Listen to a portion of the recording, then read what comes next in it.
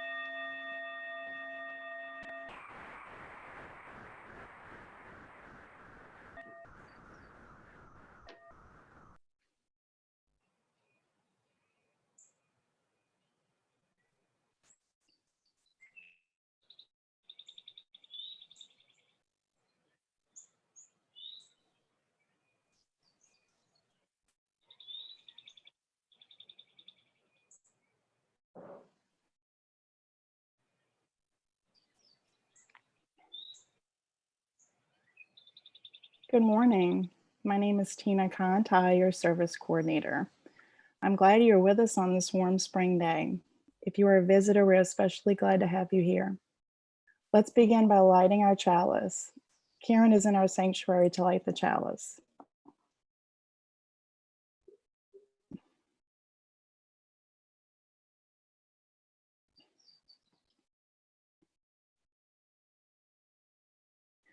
For every time we make a mistake and we decide to start again, we light this chalice. For every time we are lonely and we let someone be our friend, we light this chalice. For every time we are disappointed and we choose hope, we light this chalice.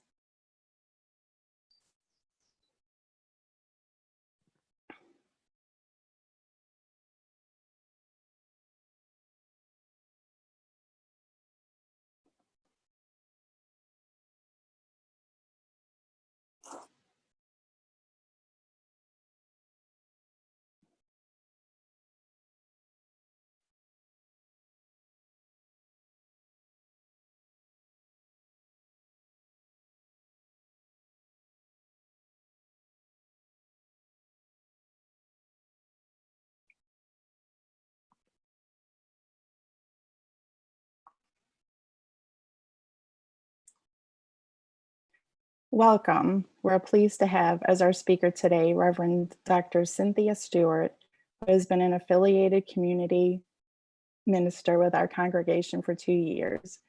We will hear from her shortly as she leads us in meditation, and we will listen to her sermon titled, All is Well and So Are We. Our virtual services run more smoothly every Sunday, but just in case there is a glitch, please know that someone is working quickly to correct it. Also know that this service can be viewed later on YouTube.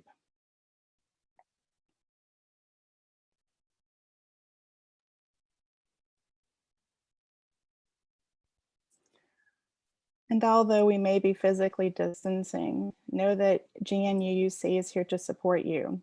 Reach out to our minister, Reverend Cynthia Kane, by email, cyncain@gnuuc.org, or cell phone 859-221-3034.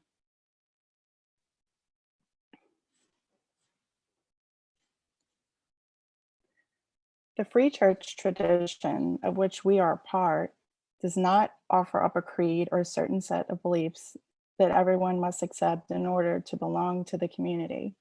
Instead, the boundaries of our community are determined by commitment and participation. Our central question is not what do we believe, but rather what values will we uphold and how will we do this together? Our covenant, the promises we make to each other, is at the heart of what it means to be a Unitarian Universalist. Please feel free to recite the covenant with me. We covenant together to make a welcoming community, to walk together in the way of truth and love, to seek the life of the Spirit as it is known by each person, to support each other in thought, word, and deed as we work to build a better world.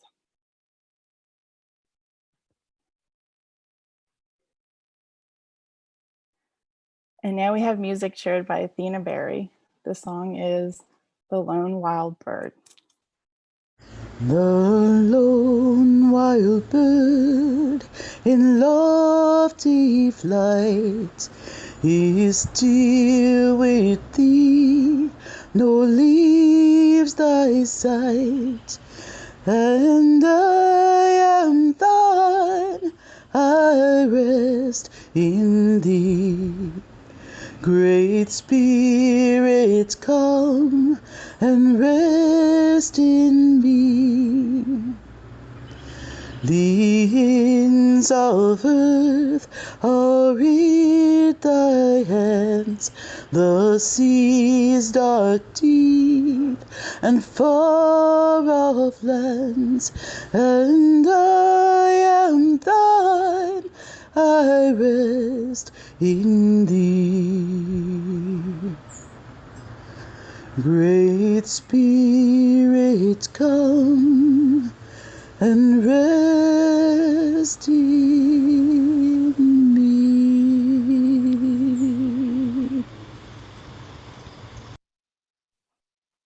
Thank you so much, Dina. That was beautiful. Now, time for All Sages. The short animated video, directed by Marco Morandi, features Dustin O'Halloran's beautiful piano composition titled Opus 23. The story shows us how we are never alone, even in the hardest times. We can lean on each other in our time of need. Enjoy.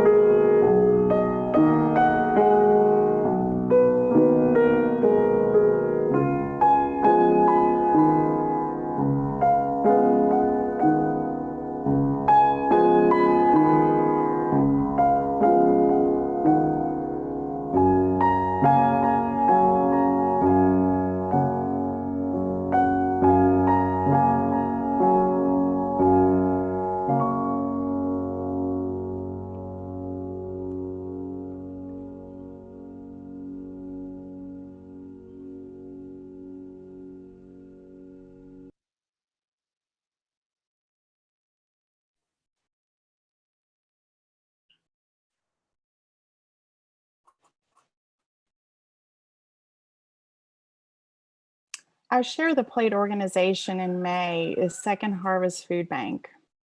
Second Harvest's mission is to feed hungry people and work to solve hunger issues in our community. They work to meet extraordinary needs after the Nashville 2020 tornadoes and during the coronavirus pandemic. Every dollar you give helps provide at least 4 meals to families in need through Second Harvest.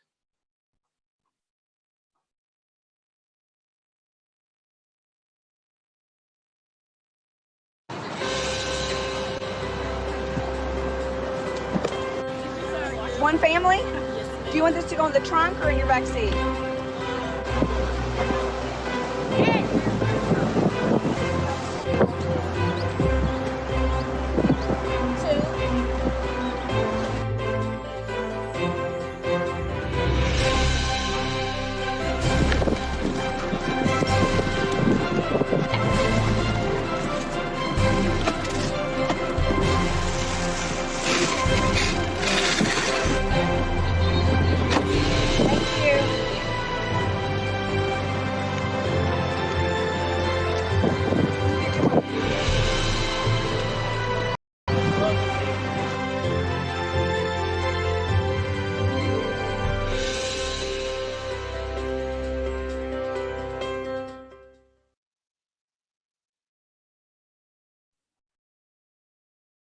What goes to Share the Plate program? Half of the checks made out to GNUUC with memo Share the Plate.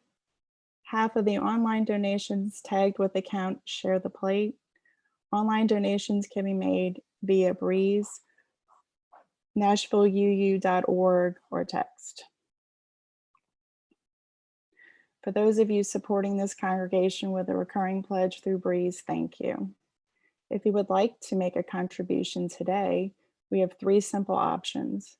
Mail your paper check to GNUUC, 374 Hicks Road, Nashville, Tennessee, 37221 with pledge, or share the plate in the memo line, or visit nashvilleuu.org/donate, or you can send a text to 615-246-5553 with the amount in the account.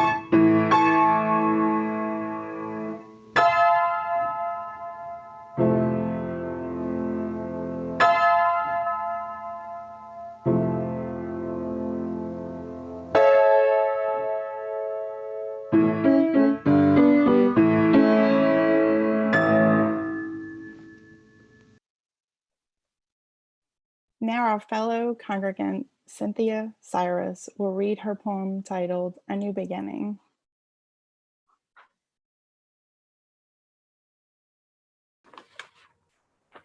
Good morning, everyone. There will be time to notice, to see the little things, the shift of shoulder as the lonely seek the touches that are the human connectedness made manifest. The flare of nostril over the scent of homemade soup, the arched eyebrow at another moment of catastrophe translated into humor and shared to friends, making palatable the unthinkable, the bizarre, the here, the now. There will be time to act, to sew the masks, to shop for precious groceries, to buy from local businesses in hopes they'll stay afloat, to talk with driving neighbors as they venture out to town, to do the chores and walk the dog and take an hour of sunshine or check the water spout in the hammering rain, to keep the household in clean laundry and some semblance of normal, new normal, the togetherness we have in these alone times.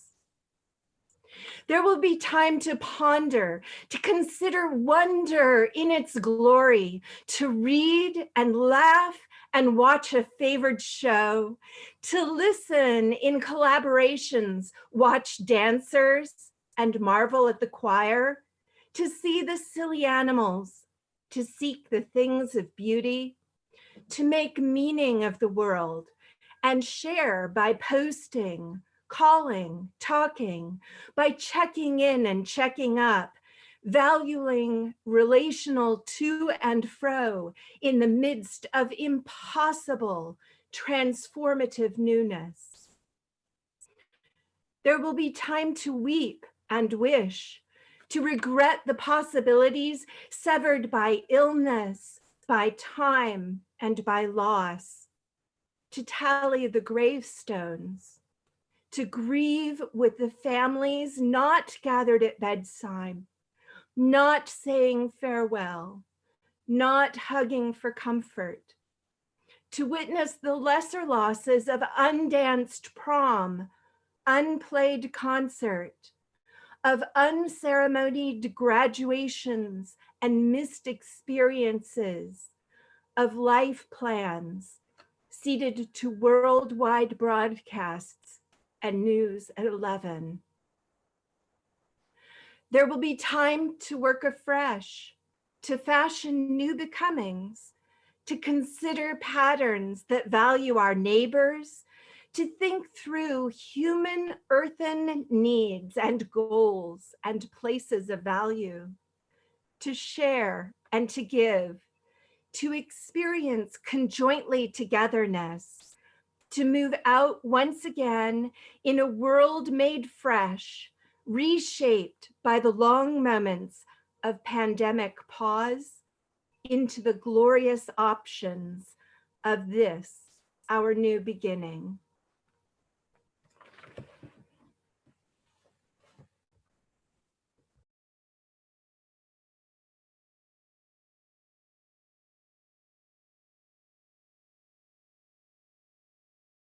Well, hello. I'm going to lead us in a body prayer. This is going to be our meditation for today. So I invite you to join me in this. I'm going to invite you to follow what I do the first time through or just watch it. And then I will lead us in doing the body prayer 2 times. You don't have to move very much. You'll stay seated, all right? And it just involves mainly our arms, all right? So again, please watch and I will describe the first time through. So it only has 4 movements. We bring our hands in front of us with the palms up. And this is a movement that we call await. We await what the Holy will bring to us. And then we move our hands over our head. We turn our faces upward. And this is a movement of allow. We allow what the Holy is bringing to us. And then we move our hands into a position crossed over our hearts. Bow our heads slightly. This is accept. We accept what the Holy is bringing into our lives. And then, my favorite part, we move our arms outward. This is attend. We take what the Holy has given us and attend to the needs of the world. So we'll go through this 2 times, each time with about a breath in between each movement. So let us begin. Await. Allow.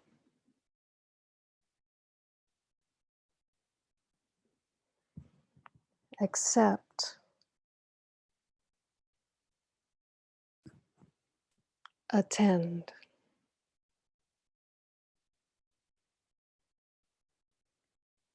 Await.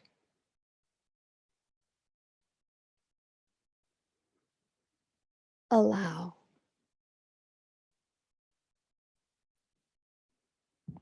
Accept. Attend.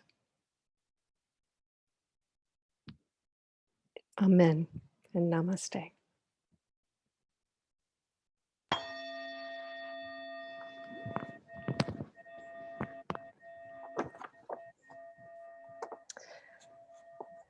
So,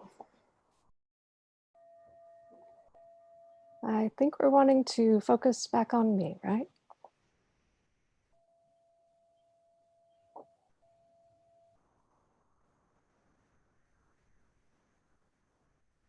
Well, I'll go ahead and begin.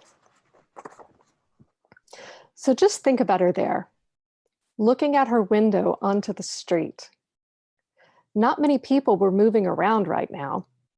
With the illness going around and people were frightened and staying away from each other, their fears ran high. So many people had died, and you could never know who was going to be affected next. So people did their business as quickly as possible, hurried by each other, kept their noses and mouths covered. She watched from the window, her heart worried for them, for the illness that could spring upon them, yes, but more for the ways they might get lost in their fear. And then she remembered that all is well, and all is well, and all manner of things shall be well. I could be talking about anyone on your street right here in 2020, but of course I'm not. I'm talking about Julian of Norwich in the 14th century in England. This woman herself became very, very ill. The cause of her illness is not known, and as she lay at the point of death, she had a series of visions in which she spoke with God and Jesus and Mary. She recovered, and these visions changed her so profoundly that she spent the rest of her life contemplating them, writing about them, thinking about what she had learned. She decided to live as an anchoress, which means that she lived in a room attached to the city's church. The room had a window into the church through which she could see Mass, and a window out onto the street through which things could be passed in and out and she could speak to people. But it had no door. She was bricked inside the room. Now, talk about quarantining people. Plague first came to Julian's area when she was a child, and it fell in waves across the land just about every decade. People didn't know what it was, where it came from, how to combat it. They just knew that hordes around them were dying, and there wasn't anything that they could do to help people get better or prevent them getting sick. They just lived in terror. So I'm going to spare you the details of all the devastation that this wrought. What I want to talk about is what Julian saw and realized and knew in the very depth of her being, all in the midst of this time of disease and terror. She talked a lot about sin, which is not exactly a typical UU topic of conversation. But while some people of her time walked around beating themselves with whips, trying to do penance for whatever evil they had committed that brought on this calamity, Julian turned away from this theology of hellfire and damnation. She said that sin didn't have any substance, that it wasn't a real thing. She said that it was only known by the harm it caused.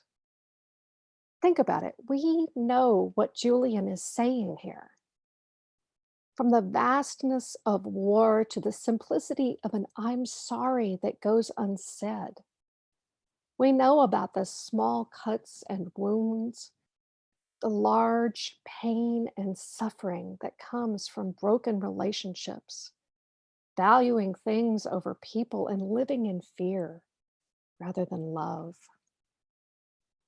Julian even goes on to say that pain serves a purpose. It's not punishment, but rather it serves to help us come to understand ourselves. And she tells us we must understand ourselves to understand God. Now, biology tells us that pain is a signal that something is wrong. And psychology tells us that we don't change our actions until it hurts too much to keep doing what we're doing. So pain, we're given to understand, is a warning signal that something, some certain way of being or acting is causing us harm. This is exactly what Julian is trying to tell us when she talks about sin. Not that we're breaking rules, but that we're harming ourselves or harming others. But most importantly for Julian, this understanding that something is wrong is only a part of the picture, because something is always, always right. Our relationship with the holy, with God. She says that our souls rest in God, day in, day out, through anything that happens, sin, harm, whatever. We always rest in God. No escaping it. And this means, as she famously says, that all shall be well, and all shall be well, and all manner of things shall be well. In that same vision, she saw a tiny thing as small as a mustard, as small as a hazelnut, placed in her hand. And God told her that it was all of creation. She was astonished. She said, "It seems so small it might disintegrate." Well, God replied that this tiny thing, all of creation, held together because God loved it. All shall be well. So there's Julian in a time of plague and other terrible diseases and famine, bricked up in a small cell. And in the midst of massive social chaos and all-out fear, she's telling people that love is what holds the universe together. That whatever bleakness we might see, whatever anxiety might drive us, ultimately, all is well. She tells us that pain is real, but needed to help us see where the bonds of relationship need to be repaired, where our own wounds lie and need to be healed. She tells us that we begin always, every day, in love and compassion, whether we recognize it or not. You know, there were others farther back than Julian who took social distancing to a whole other level. The desert fathers and mothers in the 4th and 5th century headed off into the Egyptian and Syrian deserts in order to live away from the societies of their day. They were not so much worried about illness and hypocrisy as the need for conformity and respectability, the economics and social climbing of their day. They moved away from society in order to stand in witness against it, just as people throughout ages and cultures all around the world have always done. But that doesn't mean they didn't care about those back in society. No, just like the Buddha, who maintained earthly form once he had achieved enlightenment in order to share his knowledge, they too maintained contact with their societies, sharing their wisdom, settling conflicts, and drawing others with their lives of holiness. These desert fathers and mothers, they too understand that being separated physically from others didn't have anything at all to do with being separated mentally and emotionally from them. A desert mother known as Ama said, "There are many who live in the mountains and behave as if they were in the town, and they are wasting their time. It's possible to be a solitary in one's mind while living in a crowd, and it's possible for one who is a solitary to live in the crowd of his own thoughts." She's specifically talking about how our minds get crowded up with thoughts, especially perhaps the thoughts we don't want, when we have more quiet around us. Yep, solitude can bring on a bad case of monkey mind. Where's all that peace and quiet, that it's supposed to carry with it? Ama Syncletica is here to tell us that social distancing and quarantining and any form of getting yourself away from others only contributes to peace when you let yourself be peaceful. If all you do is worry about what others are doing or saying or thinking, or about whether you'll go sick, or about when the city will reopen, then the whole world could get quiet and it would still feel like a parade is going right through the middle of your brain. And these people living out in this harsh desert environment, seeing even others who lived out there perhaps once a week for mass, they knew how to value relationships, just like Julian. The first reported desert ascetic, Anthony, who lived alone in the desert for 20 years, said, "Our life and our death is with our neighbor. If we gain our brother, we've gained God. But if we scandalize our brother, we have sinned against Christ." Anthony knew what Julian was later to learn, that your relationship with the holy is reflected less in how many prayers you say than in the love and compassion that you show to the people around you. And it's not in the amount of time you spend with them, but in the way you connect with those people. Julian and the desert fathers and mothers lived their lives in harsh environments. Julian in her cell in plague times, and the desert fathers and mothers in an environment not conducive to humans. They lived apart, but saw so keenly the need for love and relationship as the center of the whole human enterprise, indeed, the whole universe.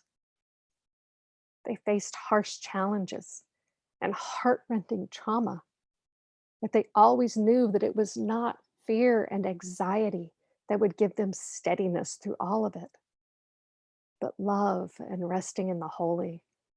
And they extended that love from the holy to all people.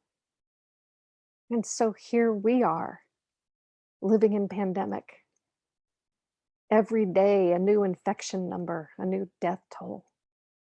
News stories about how the next wave will hit. Unemployment numbers, economic crash, the coming devastation. We have to stop and ask ourselves, do we find rest? Do we find love? Do we find the holy? I say to you, see with Julian that love holds the universe together.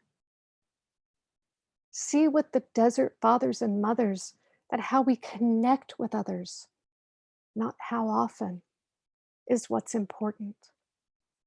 Be gentle with pain, yours and others, because it's trying to show a wound that needs healing. And hold to the holy in whatever form you know it, because this is where your soul rests, even when you forget that. So let's all remember that whether we're quarantining and cleaning out closets, unemployed and worried about making the mortgage, huddled under blankets and trying to forget that this whole situation even exists, or demonstrating in legislative buildings, the truth is all is well. We are loved. We can love each other. All is well, and so are we.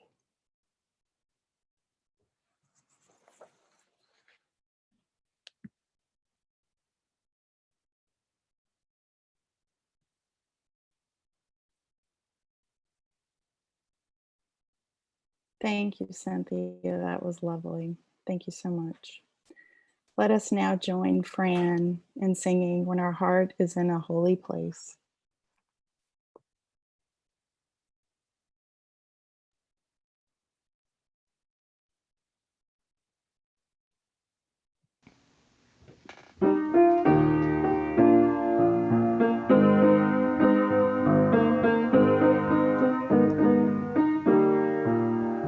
When our heart is in a holy place, when our heart is in a holy place, we are blessed with love and amazing grace.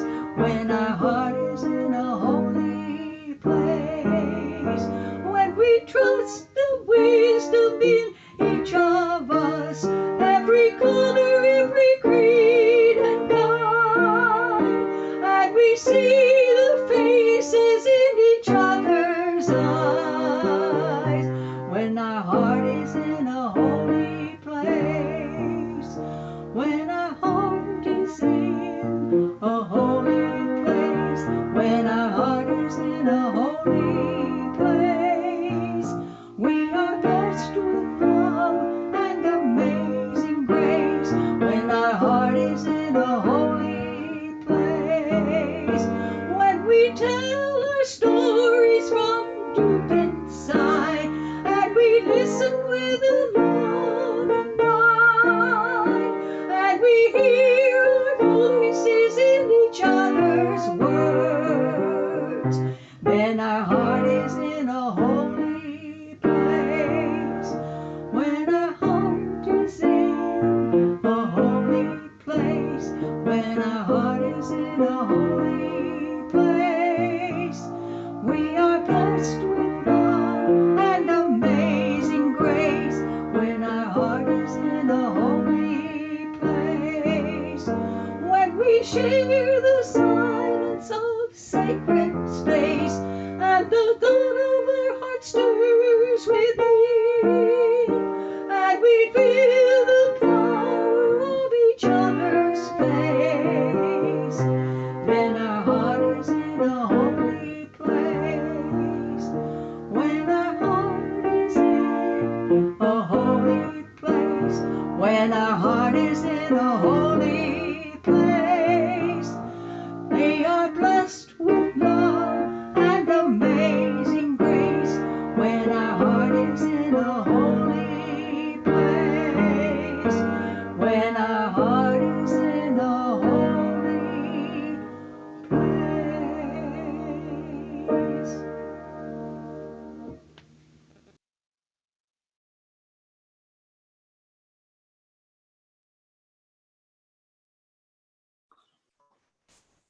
Thank you so much, Fran. As usual, beautiful. Our host, Jesse Spencer Smith, will host the Joys and Concerns to honor each person who would like to share for joys and concerns today. We'll begin with the folks who are using video in Zoom. Please raise your hand and Jesse will call your name so you can speak. After we've worked our way through the folks on video who would like to speak, we'll unmute the folks who have called in and hear any joys and concerns from them. Please note there are folks watching on YouTube and this is being recorded. So keep in mind as you decide what you would like to share.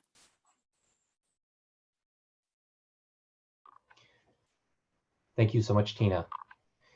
So during this time, if you'd like to have to share with others a joy or a concern, please raise your hand and I will call on you and then unmute you so you can share. And I see Tina. Tina. So my joy is seeing Tina as our service coordinator. This is your first time, isn't it, Tina? Thank you so much for doing it. Much love to everybody.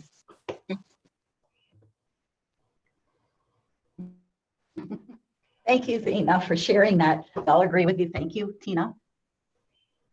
Now light a candle for your joy. And I see Teresa. Hi everybody.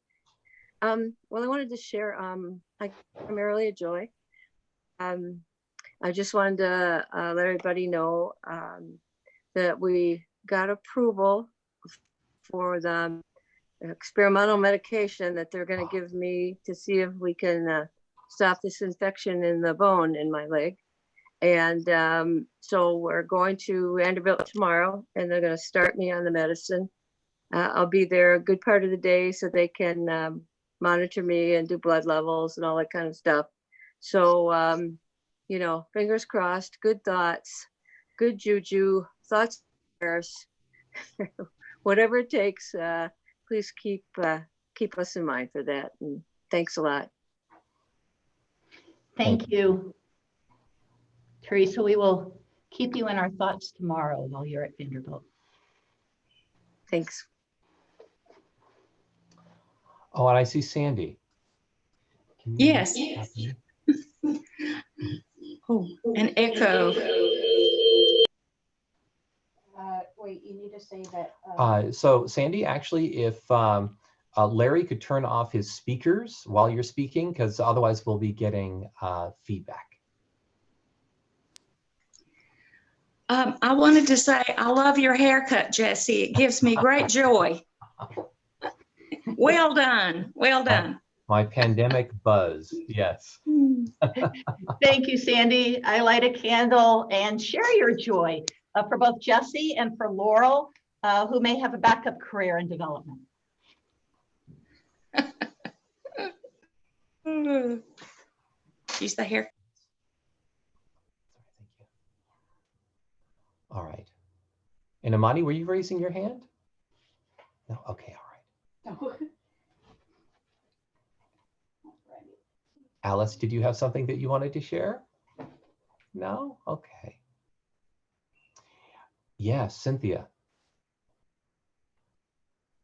I will share, I guess it's a joy and a concern. I had left the hospital where I work as a chaplain part-time, in addition to the 2 other jobs I have, at the end of October because of all the other work that I do. I am returning to the hospital in a part-time capacity as a chaplain there. I feel like I'm being called up from the reserves to help out in this very difficult time, and I am joyous about it, but you know, also share concerns because I have my mother who lives with me, and she is has underlying issues, and so please keep my family in your thoughts and prayers. Thank you, Cynthia. I light this candle to recognize your joys and concerns.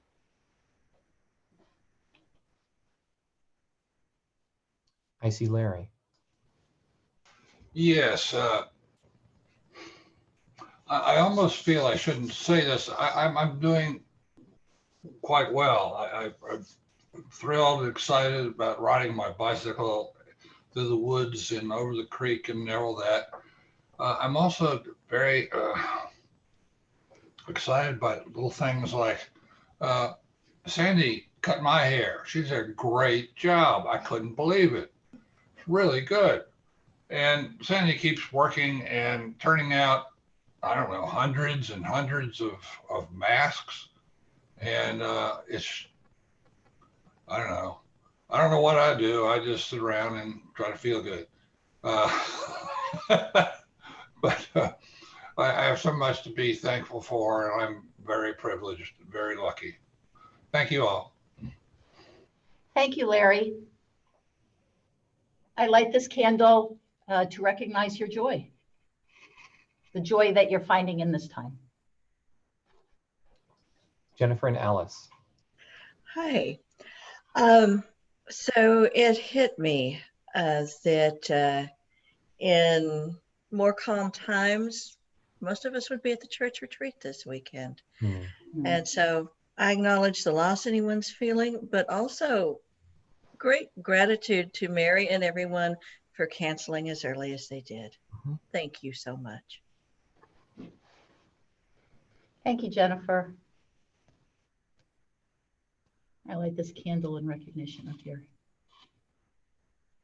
morning of our retreat and gratitude for leadership.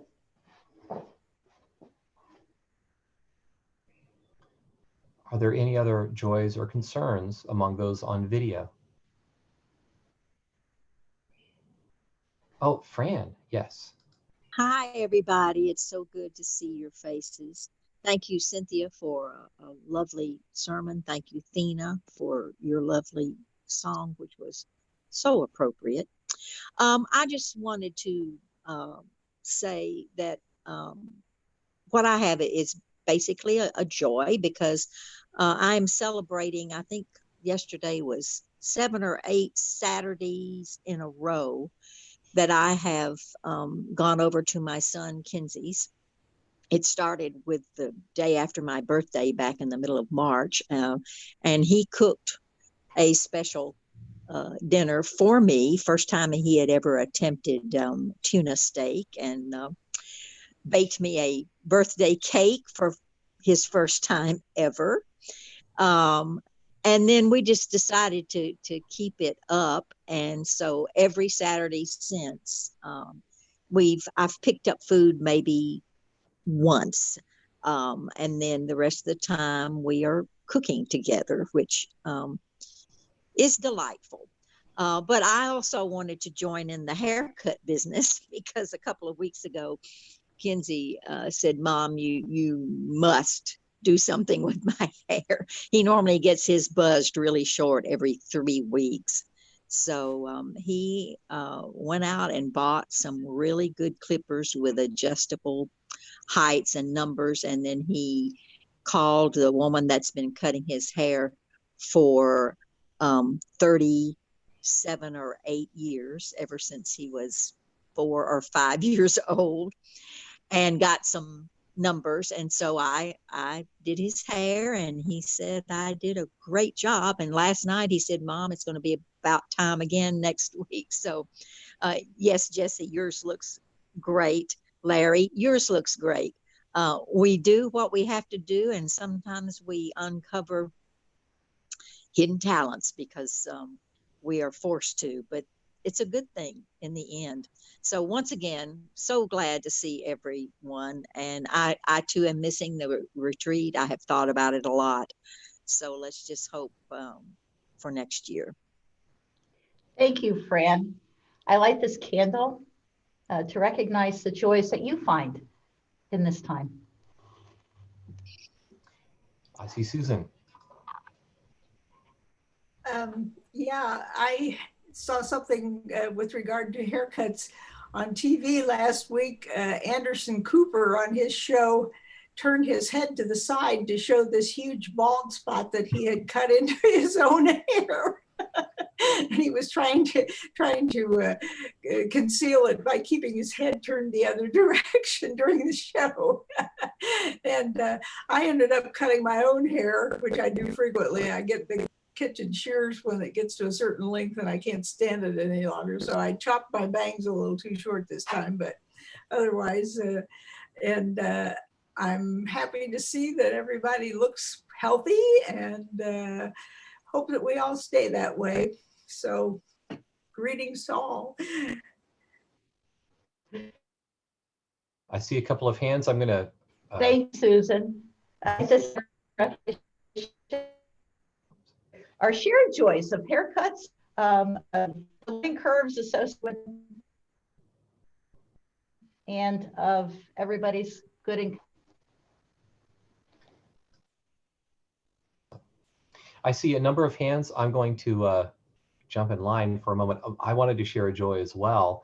I wanted to just share a joy of having Cynthia Cyrus both compose and then share her poem with us, which was just wonderful to hear, and a joy for Nissa to put them both online so we could join with them today.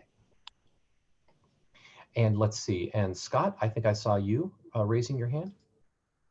Oh no, I was just. You're just waving? Fair enough. Does anyone else have a joy or concern that they would like to share?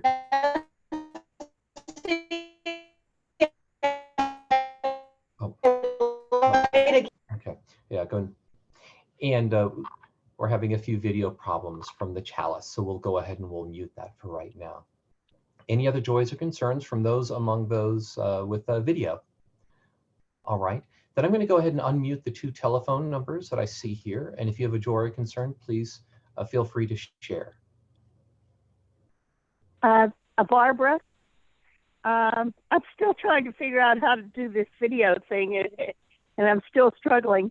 So I'm back on the telephone. I just wanted to light a candle for a young man, Eric Meyer, who is now my grandson-in-law, I guess you would call him.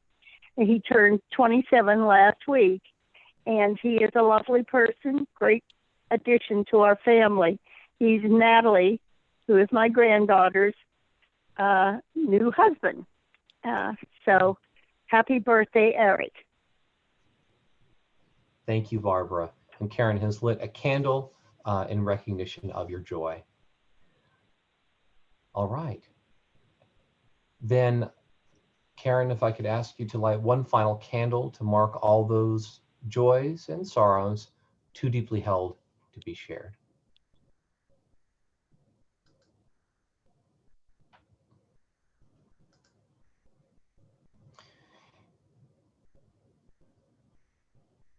Now we'll join together in singing Spirit of Life. This is a recording done and made by All Souls in Washington, D.C.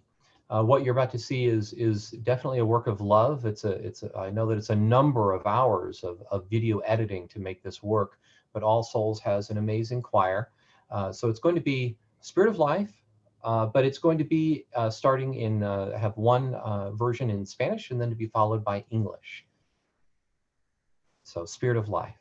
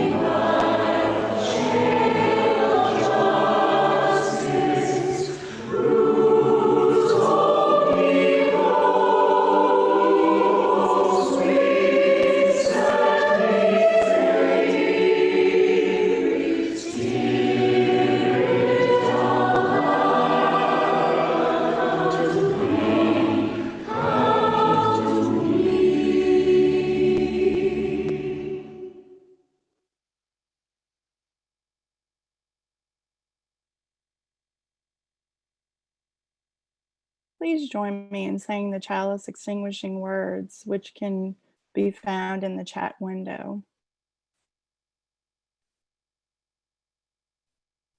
May the love which overcomes all differences, which heals all wounds, which puts to flight all fears, which reconciles all who are separated, be in and among us now and always.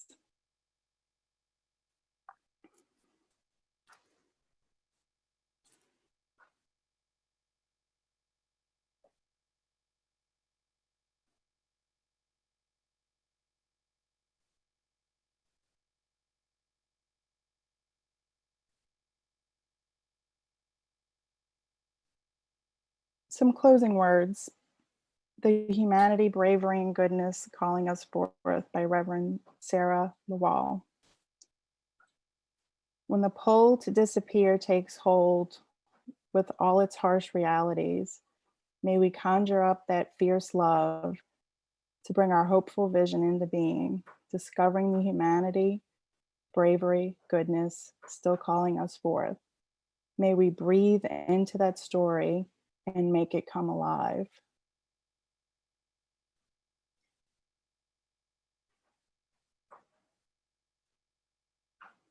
We have 3 announcements and coffee chat will follow. Food donations to help families in need. Arlene Yeager will deliver food items to the Bellevue United Methodist Church to be donated to families in North Nashville and the Charlotte corridor who have been struck with both the tornado and the pandemic. You can find a list of needed items. Just contact Arlene to arrange to get your items to her. She can be found in our directory, or you can email GNUUC to get a message to her. And Jesse has 2 announcements. I have 2 announcements and 1 oversight to correct. So Linda Berry had a joy to share. So if I can find Linda, give me a moment, Linda, and I will unmute you. Let's see, Linda, are you on the phone? I'm going to unmute the 2 phones.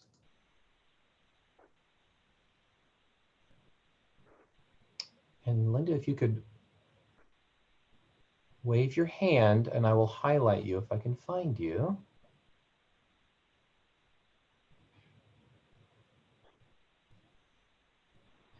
Yeah, I'm on the phone, not the internet. Okay, go right ahead, Linda. Okay. After all that talk about hair, I had to say something. I have had the pleasure of swimming 6 days a week, so I'm glad I cannot be on the internet, so you cannot see me. However, the real joy was that I wanted to share with everybody that I feel that I am in the best place I've ever been in my life. It's definitely the best place I've been in since Ben transitioned. I am very well physically, emotionally, and spiritually. Thanks to GNUUC, you keep my spirits up. I love all of you guys. Thank you so much, Linda. Thank you so much. I have 2 announcements. First, you might have seen in the weekly e-blast an invitation to join in an iftar feast on May 14th. You all may know that it's Ramadan, and that means that people who observe are fasting throughout the day. That's everything, drinking, anything. And it's not until sundown that you can actually then break your fast. So on the 14th, we'll have the opportunity to join the Islamic community. They've a group